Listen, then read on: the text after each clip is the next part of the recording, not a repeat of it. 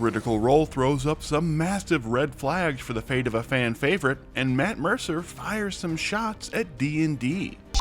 Just got real! Before we talk Critical Role red flags and Matt's issues with D&D, why not take a second to hit those like and subscribe buttons? It really does help us keep making these videos, and we really appreciate it. And then, let's dive into the news.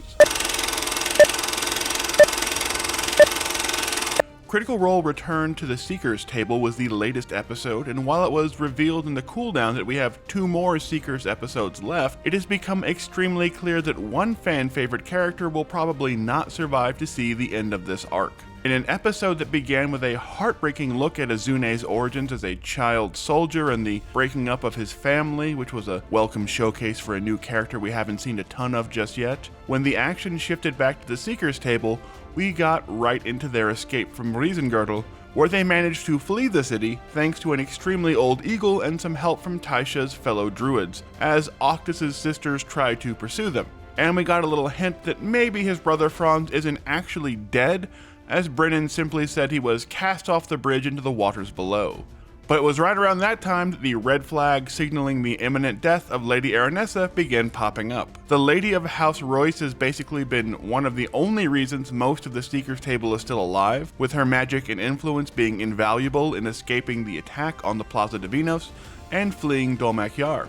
But once the Seekers hit Castle Torch and we found out that not everyone is involved in the schemes of the Taconis and the Halavar, and that even some of their own vassals were unaware of the attacks on House Royce and Divinos, those red flags just could not stop popping up, as Lady Aranessa basically got kind of convinced by the Seekers to split from their group and investigate the fate of the Golden Orchard for herself, accompanied by a knight best known for his drinking prowess and 2 random guards. It got so bad that Abria even gave her the old "I'll see you in this life or the next" line as Taisha and Aranessa said their goodbyes. And Julian told her that he's lost so much he couldn't bear to lose her too, before suggesting she hit the road with basically 3 guards and the entire Taconis and Halavar conspiracy out to get her. We also found out that Valus was suspicious of Aranessa's motives for some reason, with Ashley saying she felt she was hiding something, leading to Brennan seemingly making up on the spot something to try and validate Ashley's high insight check,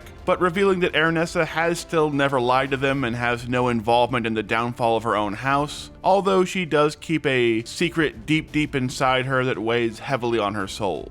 We're not sure why Valus would suspect Aranessa of anything, but Valus has kind of been an enigma so far and hasn't done much besides interact with Octus, so hopefully we get to see more of her as an actual character as the table progresses, because her fears that Aranessa is somehow the one trying to destroy her own family seem way off base currently.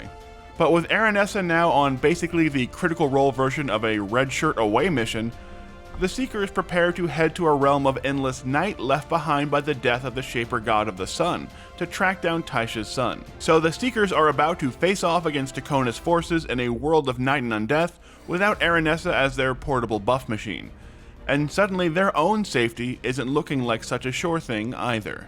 I'm in danger! And while we mentioned the cooldown earlier, the biggest news out of that, and the only bit of it we will show for context as we always respect the beacon paywall, came when Matt Mercer directly fired some shots at D&D. So let's take a quick look. Is this new functionality? I don't know, I just was like... Party inventory? Yeah. The fuck?